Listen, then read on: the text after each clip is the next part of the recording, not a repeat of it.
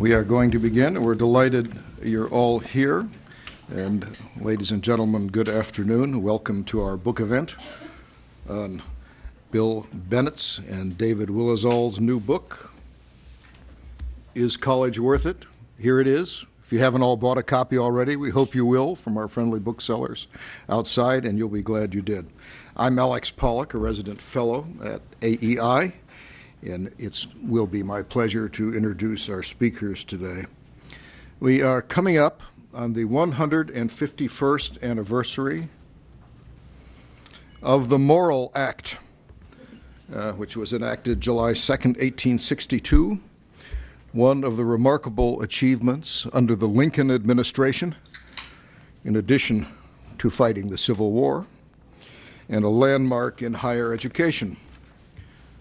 It begins, an act donating public lands to provide colleges for the benefit of agriculture and the mechanic arts. Be it enacted that there be granted to the several states an amount of public land for support and maintenance of at least one college, where the leading object shall be to teach such branches of learning as are related to agriculture and the mechanic arts in order to promote the liberal and practical education of the industrial classes in the several pursuits and professions of life. Seems to me that they knew exactly what they were about in 1862. That may be less true for us today. We've gone from a society where about 1/40th of young people went to college a century ago to where about 2/3 are pursuing some form of education after high school. And this obviously changes everything in the economics of higher education and seems to have produced, as today's book suggests, a debt-financed glut of BA holders. Many of us, like Bill and David did, have noticed the parallels to our recent debt-financed glut of houses and condos when it comes to higher education finance. Now, debt financing is especially a problem if what is being financed is consumption, not investment.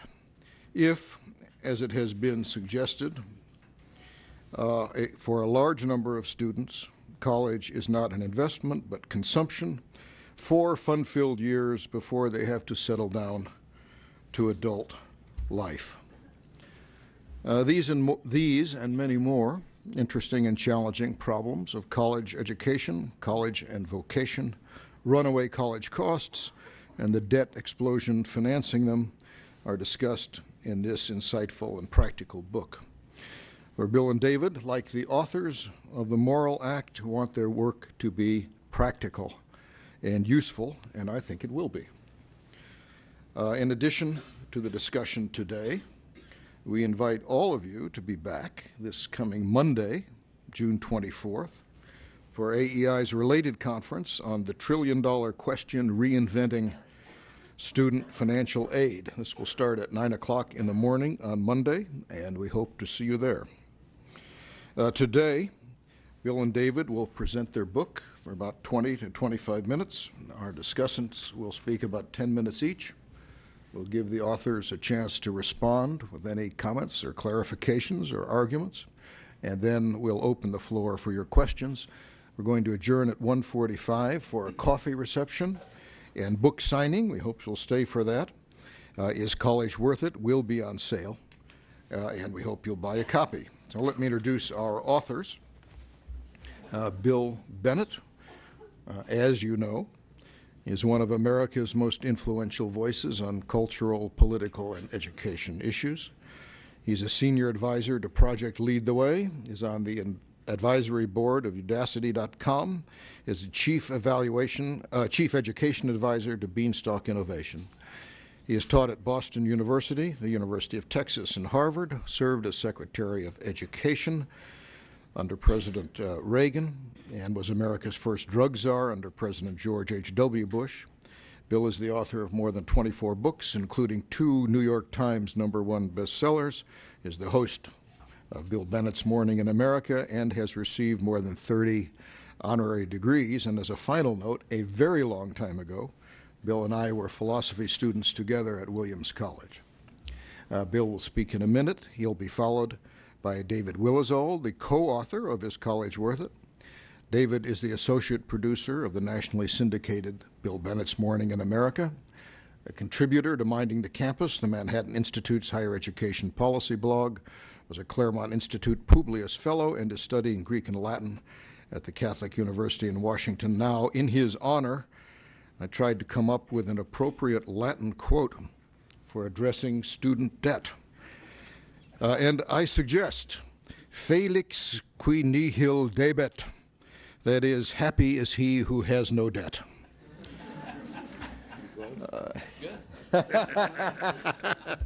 Thank you. Bill and David, we look forward to your presentation of this provocative book. And Bill, we welcome you to the AEI podium. Thank you.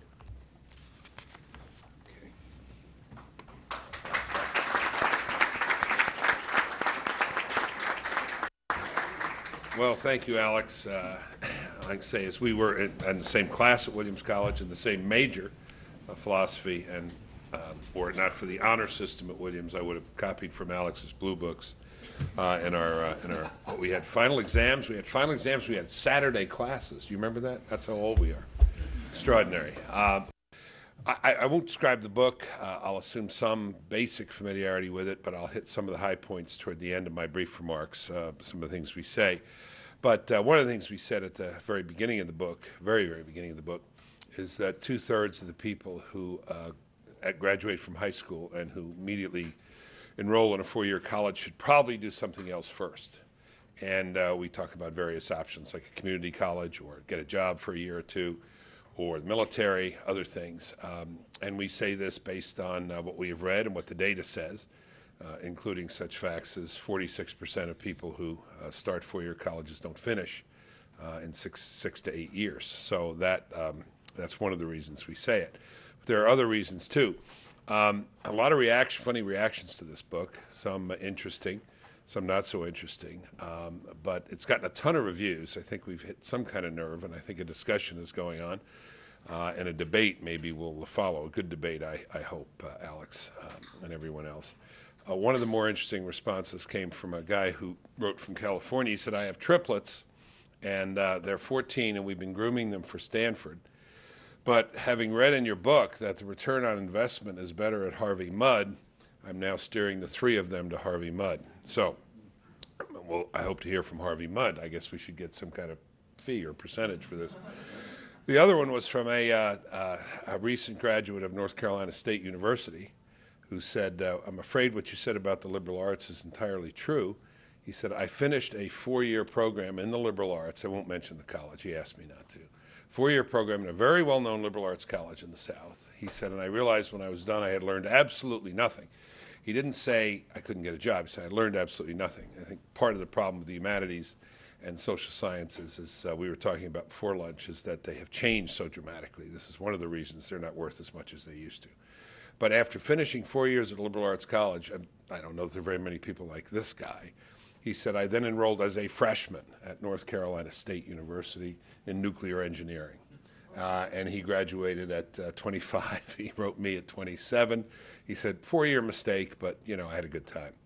I said, I know that. That I know. That much I know about liberal arts colleges. You had a good time. Other reactions, too. Alex, we're getting lots of invitations to go to campus forums on this at Stanford, the Philanthropy Roundtable, other things, and it's delightful to get. Maybe the funniest one from the university, and I don't think she'd mind me telling, is Heather Wilson, who was a former congresswoman from New Mexico, astronaut. She wrote me from the South Dakota School of Mines, for which we have great praise in the book, and she said, please come and do the winter commencement in Rapid City. I said, when is that? She said, December 21st, Rapid City. I said, maybe not. She said, but recognize we don't have much of a budget to pay you because, you know, they just don't pay me much. She said, my salary, public information, is $62,500. The average graduate of the South Dakota School of Mines makes $63,500.